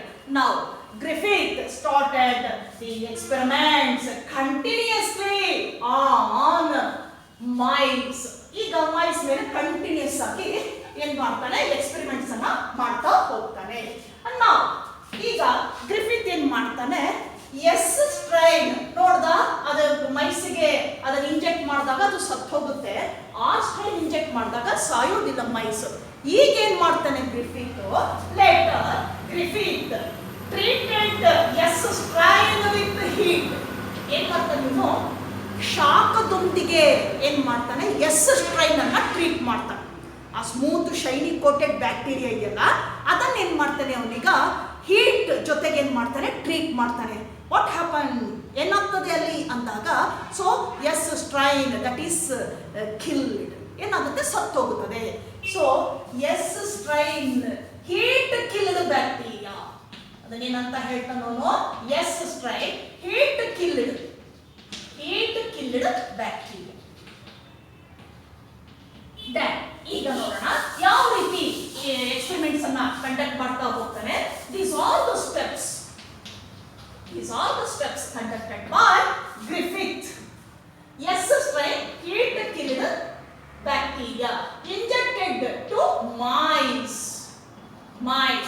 What happened? So mice survive or lives. ಬದುಕುತ್ತೆ. Then R strain ಈಗ ಅವನೇನ್ ಮಾಡ್ತಾನೆ, ಮೊದಲು ಮಾಮೂಲಾಗಿ ಆರ್ ಸ್ಟ್ರೈನ್ ಅನ್ನ ಇಂಜೆಕ್ಟ್ ಮಾಡಿದಾಗ ಏನಾಗಿತ್ತು, ಮೈಸು ಸರ್ವೈವ್ ಆಗಿತ್ತು, ಬದುಕಿತ್ತು. ಎಸ್ ಸ್ಟ್ರೈನ್ ಅನ್ನ ಮಾಡಿದಾಗ ಸತ್ತು ಹೋಗಿತ್ತು. ಈಗ ಹೀಟ್ ಕಿಲ್ ಮಾಡ್ತಾನೆ, ಟ್ರೀಟೆಡ್ ವಿತ್ ಹೀಟ್. ಆ ಟೆಂಪರೇಚರ್ ಜೊತೆಗೆ ಆ ಸ್ಟ್ರೈನ್ ಅನ್ನ ಏನ್ ಮಾಡ್ತಾನೆ ಟ್ರೀಟ್ ಮಾಡಿದಾಗ ಅವುಗಳು ಸಾಯುತ್ತೆ. ಯಾವುದು ಎಸ್ ಸ್ಟ್ರೈನ್ ಸಾಯುತ್ತೆ. So heat killed S strain injected to mice. What happens, pneumonia ಬರೋಲ್ಲ ಅಲ್ಲಿ. ಯಾಕೆ ಹೇಳಿ, ಆಲ್ರೆಡಿ ಡೆಡ್, ಸತ್ತೋಗಿದೆ ಅದು. ಯಾವುದು ಎಸ್ ಸ್ಟ್ರೈನು. ಹಾಗಾಗಿ ನಿಮೋನಿಯಾ ಮೈಸಿಗೆ ಬರೋದಿಲ್ಲ. ಮೈಸ್ ಏನಾಯ್ತು ಈ ಕಂಡೀಷನ್ ಅಲ್ಲಿ ಬದುಕತ್ತೆ. ನಾವು Griffith mixed with S strain heat killed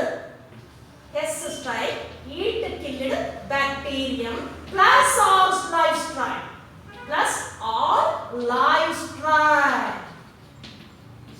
ನೋಡಿ, that is a mixture of S strain heat killed bacteria and R live strain. ಮಾಮೂಲ್ ರಫ್ ಕೋಟ್ ಏನಿದೆ ಲೈವ್, ಆ ಬ್ಯಾಕ್ಟೀರಿಯಾಕ್ಕೆ heat killed S strain bacteria ಏನಿದೆ ಅದನ್ನ ಸೇರಿಸ್ತಾನೆ, ಮಿಕ್ಸ್ ಮಾಡ್ತಾನೆ. ನಾವು he injected to mice again. ಈಗ ಅದೇ ಮೈಸ್ಗೆ ಏನ್ ಮಾಡ್ತಾನೋ ಇಂಜೆಕ್ಟ್ ಮಾಡ್ತಾನೆ, ಮತ್ತೊಂದು ಇಲಿಗೆ ಅದನ್ನ ಇಂಜೆಕ್ಟ್ ಮಾಡ್ತಾನೆ. ಸೊ ವಾಟ್ ಹ್ಯಾಪನ್ ಏನಾಗ್ತದೆ ಅಲ್ಲಿ ಅಂದಾಗ, ಮೈಸ್ ಡೈಸ್. ಏನಾಗುತ್ತೆ ಇಲ್ಲಿ, ಡೈಸ್, ಸತ್ತು ಹೋಗುತ್ತೆ. ಇಲಿ ಏನಾಗುತ್ತೆ ಇಲ್ಲಿ, ಸತ್ತು ಹೋಗುತ್ತೆ. ಈಗ ಅವನು ಅಬ್ಸರ್ವ್ ಮಾಡ್ತಾ ಹೋಗ್ತಾನೆ. ಹಾಗಾದ್ರೆ ಆರ್ ಲೈಫ್ ಸ್ಟ್ರೈನ್ ಅನ್ನ ಇಂಜೆಕ್ಟ್ ಮಾಡಿದಾಗ ಇಲಿ ಏನಾಯ್ತು, ಸರ್ವೈವ್ ಆಯ್ತು, ಮೈಸು ಸರ್ವೈವ್ ಆಯ್ತು. But mixture of heat killed S strain with R life strain, what happen ಏನಾಗ್ತದೆ, ಮೈಸ್ ಡೈಸ್ ಅಂತ ಕರಿತೀವಿ. ಸೊ ಆ ಇಲಿ ಸತ್ತೋಗ್ತದೆ ಅದು. ಯಾಕೆ, ಏನಾಯ್ತಲ್ಲಿ ಅಂದಾಗ, so he proposed and observed the particles R A material present in the heat killed S strain now transformed to R live strain that causes pneumonia to mice, resulting mice can die. ಏನಾಗುತ್ತೆ, ಸತ್ತು ಹೋಗುತ್ತೆ. ಅವನೇನ್ propose ಮಾಡ್ತಾನೆ, ಈ S strain ಅಲ್ಲಿ heat killed ಬ್ಯಾಕ್ಟೀರಿಯಾದಲ್ಲಿ ಯಾವುದೋ ಒಂದು ವಸ್ತು ಇದೆ, ಈ ವಸ್ತು ಏನಾಗಿದೆ, ಆ ವಸ್ತು ಡೆಸ್ಟ್ರಾಯ್ ಆಗಿಲ್ಲ, ಅದೇನಾಗಿದೆ ಹಾಳಾಗಿಲ್ಲ, ಹೀಟ್ ಕಿಲ್ ಮಾಡಿದ್ರು ಕೂಡ ಹಾಳಾಗಿಲ್ಲ. ಈ ವಸ್ತು ಏನಾಗಿದೆ, ಲೈಫ್ಸ್ ಆರ್ ಸ್ಟ್ರೈನ್ ಜೊತೆ ಮಿಕ್ಸ್ಚರ್ ಮಾಡಿದಾಗ, ಕಂಬೈನ್ ಮಾಡಿದಾಗ ಏನಾಗುತ್ತೆ, ಇಲ್ಲಿಂದ ಇಲ್ಲಿಗೆ ಟ್ರಾನ್ಸ್ಫಾರ್ಮ್ ಆಗಿ ಅದೇನ್ ಮಾಡುತ್ತೆ. So that is responsible for the causing of pneumonia to mice. Then that mice became shiny and smooth coated. ಹೆಂಗಾಗುತ್ತದು, ಮಾಮೂಲಿ ಏನಾಯ್ತು ಆರ್ ಸ್ಟ್ರೈನ್ ಆಯ್ತಲ್ಲ ಆ ರೀತಿ ಆಗತ್ತೆ. ದೆನ್ ಮೈಸಿಗೆ ಏನಾಯ್ತು, ನ್ಯೂಮೋನಿಯಾ ಅಟ್ಯಾಕ್ ಆಗಿ ಸತ್ತು ಹೋಗುತ್ತೆ. ಈಗ ಅವನು ಪ್ರಪೋಸ್ ಮಾಡ್ತಾನೆ. ನಾವು he finally concluded and proposed a material present in the S heat killed strain that can transformed to R live strain, so that became the smooth and shiny coated strain that causes pneumonia to mice. So what that results, the die mice can die. ಸತ್ತು ಹೋಗುತ್ತೆ. ಏನಾಗುತ್ತೆ ಅದರಿಂದ ಇಲ್ಲಿ ಸತ್ತು ಹೋಗುತ್ತೆ. ಯಾವುದೋ ವಸ್ತು ಇದಕ್ಕೆ ಟ್ರಾನ್ಸ್ಫರ್ ಆಗಿ ಇಲ್ಲಿ ಆ ನ್ಯೂಮೋನಿಯಾ ಕಾಸ್ ಮಾಡುವಂತಹ ಶೈನಿ ಕೋಟ್ ಅನ್ನ ಏನ್ ಮಾಡುತ್ತೆ ಮತ್ತೆ ಹೊಂದುತ್ತದು. ಹೊಂದಿ ಏನ್ ಮಾಡುತ್ತೆ ನ್ಯೂಮೋನಿಯಾವನ್ನ ಕಾಸ್ ಮಾಡಿ ಇದು ಇಲ್ಲಿ ಏನಾಗುತ್ತೆ ರಿಸಲ್ಟಿಂಗ್ ಏನಾಗ್ತದೆ that results the mice can die, ಸತ್ತು ಹೋಗ್ತದೆ ಅದು. So that transforming mechanism he named transforming principle. ಆ ಏನು ಟ್ರಾನ್ಸ್ಫಾರ್ಮ್ ಆಗುತ್ತೆ ವಸ್ತು ಎಲ್ಲಿಂದ heat killed S strain to R strain that causes pneumonia to mice resulting dies, ಸತ್ತೋಗುತ್ತೆ. So he named that mechanism was transforming principle. ಅದನ್ನ ಏನಂತ ಹೇಳ್ತಾನೆ ಅವನು ಟ್ರಾನ್ಸ್ಫಾರ್ಮಿಂಗ್ ಪ್ರಿನ್ಸಿಪಲ್. ಆದ್ರೆ ಇವನು ಏನು ಟ್ರಾನ್ಸ್ಫರ್ ಆಗುತ್ತೆ ಅನ್ನೋದನ್ನ ಹೇಳಿದ್ನೇ ವಿನಃ Griffith, but that particular molecule or material of DNA, ಅದೇ DNA-ನಾ? Is it that particular material was DNA? So ಅದು ಅವನಿಗೆ ಗೊತ್ತಾಗಲ್ಲ. ಅವನಿಗೇನಾಗುತ್ತೆ ಅದೇ ವಸ್ತುನೇ DNA ಅಂತ ಅವನು ಪ್ರಪೋಸ್ ಮಾಡಕ್ ಆಗೋದಿಲ್ಲ. ಬಟ್ ಒಂದು ಮಟೀರಿಯಲ್ ಇದೆ, ಆ ಮಟೀರಿಯಲ್ ಇಂದ ಏನಾಗಿದೆ ಟ್ರಾನ್ಸ್ಫಾರ್ಮಿಂಗ್ ಪ್ರಿನ್ಸಿಪಲ್ ಆಗಿ ಈ ಒಂದು ಮೈಸು ಸತ್ತೋಗುತ್ತೆ. ಬಟ್ ಅವನೇನ್ ಮಾಡ್ತಾನೆ he cannot proposed that such particular material is DNA. ಅವ್ನು ಪ್ರಪೋಸ್ ಮಾಡಕ್ ಆಗೋದಿಲ್ಲ. He could not proposed that material was nothing but DNA, but he proposed only transforming principle. So a kind of material can transform from the S strain to R strain resulting mice can die, ಸತ್ತು ಹೋಗುತ್ತೆ ಅನ್ನೋದು ಮಾತ್ರ ಏನ್ ಮಾಡ್ತಾನೆ ಇಲ್ಲಿ propose ಮಾಡ್ತಾನೆ. So litre ಏನಾಗುತ್ತೆ, so litre another 3 scientists, namely ಇದಾದ ನಂತರ another 3 scientists, namely Oswald Avery,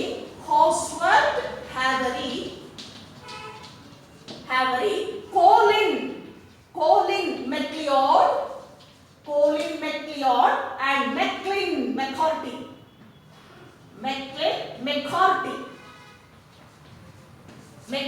McCarthy. So these 3 scientists rediscovered or re-explained that theory, Griffith theory, that is a transforming principle. ಇವರೇನ್ ಮಾಡ್ತಾರೆ ಈಗ ಅದನ್ನ ರೀಡಿಸ್ಕವರ್ ಮಾಡ್ತಾರೆ. ಹಾಗಾದ್ರೆ ಆ ಪರ್ಟಿಕ್ಯುಲರ್ ವಸ್ತು ಏನಿದೆ ಅದನ್ನ ಏನು ಎಸ್ ಸ್ಟ್ರೈನ್ ಇಂದ ಆರ್ ಸ್ಟ್ರೈನ್ಗೆ ಟ್ರಾನ್ಸ್ಫಾರ್ಮ್ ಆಯ್ತಲ್ಲ, ನ್ಯೂಮೋನಿಯಾನ ಕಾಸ್ ಮಾಡ್ತಲ್ಲ, ಆ ಪರ್ಟಿಕ್ಯುಲರ್ ವಸ್ತು ಯಾವುದದು, ಯಾವ ವಸ್ತುವಿನಿಂದ ಇದು ಕ್ಯಾರಿ ಆಯಿತು, ಹಾಗಾದ್ರೆ ಅದೇ ಜೆನೆಟಿಕ್ ಮಟೀರಿಯಲ್ ಆದ್ರೆ DNA-ನಾ ಅನ್ನೋದು ಕನ್ಫರ್ಮ್ ಆಗಬೇಕಾಗಿದೆ. ಇವ್ರೇನ್ ಮಾಡ್ತಾರೆ ಈ 3 ಜನ ಸೈಂಟಿಸ್ಟ್ ಮತ್ತೆ ರೀಡಿಸ್ಕವರ್ ಮಾಡ್ತಾರೆ. ಅರ್ಥ ಆಗ್ತಿಲ್ಲ? So re-explained the theory that is transforming principle of Griffith ಏನ್ ಪ್ರಪೋಸ್ ಮಾಡ್ದ ಟ್ರಾನ್ಸ್ಫಾರ್ಮಿಂಗ್ ಪ್ರಿನ್ಸಿಪಲ್ ಅದನ್ನ ಮತ್ತೆ ಇವರು ಎಕ್ಸ್ಪ್ಲೈನ್ ಮಾಡ್ತಾ ಹೋಗ್ತಾರೆ. So that is the biochemical characterization of the transforming principle. Biochemical characterization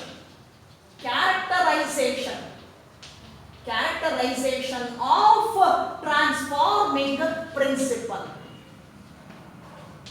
So they proposed biochemical characterization of transforming principle. That is the based on transforming principle proposed by Griffith. Griffith proposed ಮಾಡಿದಂತಹ transforming principal, but ಅವನಲ್ಲಿ ಹೇಳಲಿಕ್ಕೆ ಆಗಲಿಲ್ಲ. he could not propose that particular material is DNA. ಅದೇ DNA ಅಂತ ಅವನು propose ಮಾಡಲಿಲ್ಲ, but transforming principal ಅಂತ ಹೇಳ್ದವನು. ಈಗ ಈ 3 ಜನ ಏನ್ ಮಾಡ್ತಾರೆ ಅದೇ ಒಂದು ಥಿಯರಿನ ತಗೊಳ್ತಾರೆ, ಪ್ರಿನ್ಸಿಪಲ್ ಅನ್ನ ತಗೊಂಡು ಡಿಸ್ಕವರ್ ಮಾಡ್ತಾ ಹೋಗ್ತಾರೆ. ಹಾಗಾದ್ರೆ which material present in the cell carry genetic information that transforming principle, ಅದನ್ನ ಅವ್ರು ಏನಂತ ಹೇಳ್ತಾರೆ biochemical. They proposed biochemical characterization of transforming principal. ಏನ್ ಮಾಡ್ತಾರೆ ಈಗ they analyzed the mixture, that is the components present in the heat killed S strain cell. ಏನ್ ಮಾಡ್ತಾರೆ ಈಗ ಅವರು? ಸೊ ದೇ ಟೇಕನ್ ತಗೊಳ್ತಾರೆ heat killed S strain cell ಅನ್ನ ತಗೊಳ್ತಾರೆ. Heat killed S strain bacteria ಇದೆಯಲ್ಲ ಅದ್ರ ಸೆಲ್ ಅನ್ನ ತಗೊಳ್ತಾರೆ. Then analysed which component carry the transforming principle from S strain to R strain, ಯಾವುದು ಕ್ಯಾರಿ ಮಾಡುತ್ತೆ ಅಂತ ಅನಲೈಸ್ ಮಾಡ್ತಾ ಹೋಗ್ತಾರೆ. ಅದನ್ನ ಏನಂತ ಹೇಳ್ತೀರಾ ಥಿಯರಿನ? Biochemical characterization of transforming principle. Now they inject or treated that cell, ಯಾವ್ದದು S strain cell, with some enzymes, like ಕೆಲವು enzymes ಅನ್ನ ಟ್ರೀಟ್ ಮಾಡ್ತಾ ಹೋಗ್ತಾರೆ. ಯಾವ್ಯಾವ enzymes ಅದು ಅಂತಾಗ ನೋಡೋಣ. So just you imagine this is the S strain cell. ಈಗ heat killed S strain cell ತಗೊಳ್ತಾರೆ. ಯಾವ ಕಾಂಪೊನೆಂಟ್ ಇದರಿಂದ ಅದಕ್ಕೆ ಪಾಸ್ ಆಯ್ತು, ಆ ಸ್ಟ್ರೈನ್ ಪಾಸ್ ಆಯ್ತು ಅಂತ ಅನಲೈಸ್ ಮಾಡ್ತಾರೆ ಈ 3 ಜನ. ಇಲ್ಲಿ ಏನಾಗುತ್ತೆ ಇವಾಗ? ನಾವು they treat S strain cell with some enzymes like first they treated S strain cell with protease enzyme. ನೋಡಿ, ಮೊದಲು ಪ್ರೋಟಿಯೇಸ್ ಎನ್ಸೈಮ್ ಅನ್ನು ಇಂಟ್ರೊಡ್ಯೂಸ್ ಮಾಡ್ತಾರೆ. They introduced protease enzyme to S strain heat killed cell, bacterial cell. ಇದಕ್ಕೆ inject ಮಾಡ್ತಾರೆ. ಏನಾಗ್ತದೆ ಈಗ ಆ ಮಿಕ್ಸ್ಚರ್ಗೆ ಮಾಡಿದಾಗ ಹೀಟ್ ಕಿಲ್ಡ್ ಏನಿದೆ ಕಲ್ಟಿವೇಟ್ ಮಾಡ್ತಾರೆ. That is the mixture of heat killed S strain with R strain. ಅರ್ಥ ಆಗ್ತಿದೆಯಲ್ಲ? R strain ಜೊತೆಲಿರ್ತಕ್ಕಂಥದ್ದು. ಹಾಗಿದ್ದಾಗ ಇದರಿಂದ ಎಲ್ಲಿಗೆ ಹೋಯ್ತು? ಆರ್ ಸ್ಟ್ರೈನಿಗೆ ಹೋಗುತ್ತಲ್ಲ, ಯಾವುದು ಮಟೀರಿಯಲ್ ಕ್ಯಾರಿ ಮಾಡುತ್ತೆ ಅನ್ನೋದನ್ನ ಇವ್ರು ಕಂಡುಹಿಡಿಬೇಕು, ಅನಲೈಸ್ ಮಾಡ್ಬೇಕೀಗ. ಹಾಗಾಗಿ ಎಸ್ ಸ್ಟ್ರೈನ್ ಏನಿದೆ, ಈ ಹೀಟ್ ಕಿಲ್ಡ್ ಎಸ್ ಸ್ಟ್ರೈನ್ ಅದನ್ನ ಯಾವ್ದಕ್ಕೆ ಇಂಜೆಕ್ಟ್ ಮಾಡ್ತಾರೆ? ಆರ್ ಸ್ಟ್ರೈನ್ ಇದನ್ನ ಕಲ್ಟಿವೇಟ್ ಮಾಡ್ತಾ ಹೋಗ್ತಾರೆ. So started with the protease enzyme introduced to mixture of S strain and R strain ಗೆ ಇಂಜೆಕ್ಟ್ ಮಾಡ್ತಾರೆ. ವಾಟ್ ಹ್ಯಾಪನ್ ನೋಡ್ತಾರೆ. ನೆಕ್ಸ್ಟ್ ಮೈಸಿಗೆ ಇಂಜೆಕ್ಟ್ ಮಾಡ್ತಾರೆ. ಅದನ್ನ ಮಾಡಿದಾಗ ನಿಮೋನಿಯಾ ಬರುತ್ತೆ. ನಿಮೋನಿಯಾ ಮತ್ತೆ ಅಲ್ಲಿ ಕಂಡು ಬರ್ತದೆ. ಸೊ ದಿ ಪ್ರೋಟಿಯೇಸ್ ಡೈಜೆಸ್ಟ್, ಏನಿದ್ರದ್ದು ಕೆಲಸ ಎನ್ಸೈಮ್ದು? Protease digest protein in R strain ಅಲ್ಲಿ ಏನ್ ಮಾಡುತ್ತೆ? ಅದು ಪ್ರೋಟೀನ್ ಅನ್ನ ಏನ್ ಮಾಡುತ್ತೆ? ಅದು ಎಲ್ಲ ಡೈಜೆಸ್ಟ್ ಮಾಡುತ್ತೆ. ಒಂದಾಯ್ತು. Next secondly, so they introduced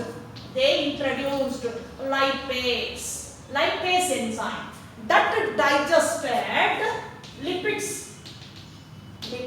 Then introduced carbohydrates, that is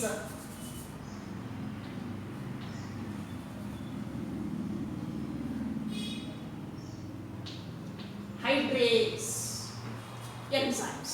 So they digest carbohydrates. ನೋಡಿ, ಒಂದೊಂದಾಗಿ ಇಂಟ್ರೊಡ್ಯೂಸ್ ಮಾಡ್ತಾ ಬರ್ತಾರೆ. First S strain R strain mixture ಅನ್ನ ಕಲ್ಟಿವೇಟ್ ಮಾಡ್ತಾರೆ. ಒಂದು ಬ್ಯಾಕ್ಟೀರಿಯಾ ಸೆಲ್ಗೆ ಪ್ರೋಟಿಯೇಸ್ ಅನ್ನ ಏನ್ ಮಾಡ್ತಾರೆ? ಇಂಜೆಕ್ಟ್ ಮಾಡ್ತಾರೆ. ಆ ಇಂಜೆಕ್ಟ್ ಮಾಡಿದ ಪ್ರೋಟಿಯೇಸ್ ಎನ್ಸೈಮ್ ಏನ್ ಮಾಡುತ್ತೆ? ಆ ಆರ್ ಸ್ಟ್ರೈನ್ ಅಲ್ಲಿ ಇರುವಂತಹ ಪ್ರೋಟೀನ್ ಅನ್ನ ಏನ್ ಮಾಡುತ್ತೆ? ಅದು ಮಿಕ್ಸ್ಚರ್ ಅಲ್ಲಿ ಇರ್ತಕ್ಕಂಥ ಪ್ರೋಟೀನ್ ಅನ್ನ ಡೈಜೆಸ್ಟ್ ಮಾಡುತ್ತದು, ಡಿಸಾಲ್ವ್ ಮಾಡ್ತದೆ. ನೆಕ್ಸ್ಟ್ ಸ್ಟೆಪ್ ಅಲ್ಲಿ ಅದೇ ರೀತಿ ಲೈಪೇಸ್ ಎನ್ಸೈಮ್ ಅನ್ನ ಇಂಟ್ರೊಡ್ಯೂಸ್ ಮಾಡ್ತಾರೆ. ಲೈಪೇಸ್ ಏನ್ ಮಾಡುತ್ತೆ? ಲಿಪಿಡ್ ಅನ್ನ ಡೈಜೆಸ್ಟ್ ಮಾಡ್ತದೆ. ಹಾಗೆ ಹೈಡ್ರೇಟ್ಸ್ ಅನ್ನ ತಗೊಳ್ತಾರೆ. ಸೊ ಅದು ಕೂಡ ಏನ್ ಮಾಡುತ್ತೆ? ಕಾರ್ಬೋಹೈಡ್ರೇಟ್ಸ್ ಅನ್ನ ಏನ್ ಮಾಡುತ್ತೆ? ಅದು ಡೈಜೆಸ್ಟ್ ಮಾಡ್ತವೆ. ಅರ್ಥ ಆಗ್ತಿಯಲ್ಲ? ಸೊ ಈ 3 ರಿಸಲ್ಟ್ ಏನಾಯ್ತು? ಎನ್ಸೈಮ್ ಅನ್ನ ಇಂಟ್ರೊಡ್ಯೂಸ್ ಮಾಡಿ ಅದನ್ನ ಮೈಸ್ಗೆ ಅವರು ಇಂಜೆಕ್ಟ್ ಮಾಡಿದಾಗ, ಆ ಸ್ಟ್ರೈನ್ ಅನ್ನ ಮಿಕ್ಸ್ಚರ್ ಅನ್ನ ಇಂಜೆಕ್ಟ್ ಮಾಡಿದಾಗ ಆ 3 ಕೇಸಲ್ಲೂ ಕೂಡ ಏನ್ ಬಂತು? ಅಲ್ಲಿ ನಿಮೋನಿಯಾ ಕಂಡು ಬಂತು. So results mice can dies, ಸತ್ತು ಹೋಗುತ್ತೆ. ಇಲ್ಲಿ ನಿಮೋನಿಯಾ ಕಾಣಿಸ್ಕೊಳ್ತದೆ. ದೆನ್ ನೆಕ್ಸ್ಟ್ ನೋಡೋಣ ಇಲ್ಲಿ. ಹಾಗಾದ್ರೆ last one, that is nucleic acids. The DNAs, RNAs ಮತ್ತೆ ಏನೆಲ್ಲ ಇಂಜೆಕ್ಟ್ ಮಾಡ್ತಾರೆ ಅವರು? RNAs ಎನ್ಸೈಮ್ ಅನ್ನ ಮಾಡ್ತಾರೆ. ಇದು RNA ನ ಏನ್ ಮಾಡುತ್ತೆ, ಡೈಜೆಸ್ಟ್ ಮಾಡ್ತಾರೆ. ಲಾಸ್ಟ್ ಒನ್ ಉಳಿದಿರೋದು ಯಾವುದು, ಡಿಎನ್ಎಸ್ ಎಂಜೈಮ್. ಈ ಇಷ್ಟು ಎಕ್ಸ್ಪೆರಿಮೆಂಟ್ ಅಲ್ಲಿ ಮೈಸ್ಗೆ ಇಂಜೆಕ್ಟ್ ಮಾಡಿದಾಗ ಏನಾಗುತ್ತೆ, ಮೈಸಲ್ಲಿ ಏನು ಮೈಸ್ ಏನಿದೆ ಇದರಲ್ಲಿ ಇಂಜೆಕ್ಟ್ ಮಾಡಿದಾಗ ಎಕ್ಸೆಪ್ಟ್ ಡಿ.ಎನ್.ಎಸ್ ಏನಿದೆ ಅದನ್ನ ಇಂಜೆಕ್ಟ್ ಮಾಡಲಿಲ್ಲ. ಇಷ್ಟು ಮಾಡಿದಾಗ ಏನಾಯ್ತು, ಮೈಸು ಸತ್ತೋಗುತ್ತೆ, ನಿಮೋನಿಯಾ ಬಂದು ಸತ್ತೋಗುತ್ತೆ. ಲಾಸ್ಟ್ ಆಗಿ ಡಿ.ಎನ್.ಎಸ್ ದಟ್ ಡೈಜೆಸ್ಟ್ ಡಿ.ಎನ್.ಎ ಏನ್ ಮಾಡುತ್ತದು, ಡಿ.ಎನ್.ಎ ಡೈಜೆಸ್ಟ್ ಮಾಡುತ್ತೆ. ಆ ಎನ್ಸೈಮ್ ಡಿ.ಎನ್.ಎಸ್ ಅಂತ ಕರಿತೇವೆ. ಈಗ ಇದನ್ನ ಇಂಜೆಕ್ಟ್ ಮಾಡಿದ ಮೇಲೆ ಸೊ ಅದನ್ನ ಮೈಸಿಗೆ ಇಂಜೆಕ್ಟ್ ಮಾಡ್ತಾರೆ, ಆ ಸ್ಟ್ರೈನಿಗೆ ಇಂಜೆಕ್ಟ್ ಮಾಡಿ ಡೈಜೆಸ್ಟ್ ಮಾಡ್ತಾರೆ ಡಿ.ಎನ್.ಎ. ಅದನ್ನ ಮೈಸಿಗೆ ಇಂಜೆಕ್ಟ್ ಮಾಡಿದಾಗ ವಾಟ್ ಹ್ಯಾಪನ್ಸ್, ಏನಾಗ್ತದೆ ಅಲ್ಲಿ ಅಂದಾಗ, ಸೊ ಮೈಸ್ ಕ್ಯಾನ್ ಡೈ, ಸತ್ತು ಹೋಗುತ್ತೆ. ಇಲ್ಲಿ ಏನಾಗುತ್ತೆ, ಸತ್ತು ಹೋಗುತ್ತೆ ಇಲ್ಲಿ. ಸೊ ಇದನ್ನ ಇಲ್ಲಿ ಏನಾಗುತ್ತೆ, ಇಟ್ ಕ್ಯಾನ್ ಸರ್ವೈವ್ಸ್, ಬದುಕುತ್ತೆ. ಯಾಕೆ, DNA is digested DNA. So this particular material DNA carry transforming principle, that is from S strain to R live strain. So that is responsible for the causing of pneumonia. So this is the biochemical characterization of transforming principle proposed by Oswald Avery, Colin MacLeod, Maclean, McCarthy. Now this is enough for today's class. Then I will take up the next concept in the next class. Till then, 1 ಗಂಟೆ ಮೇಲೆ ಇದೆ.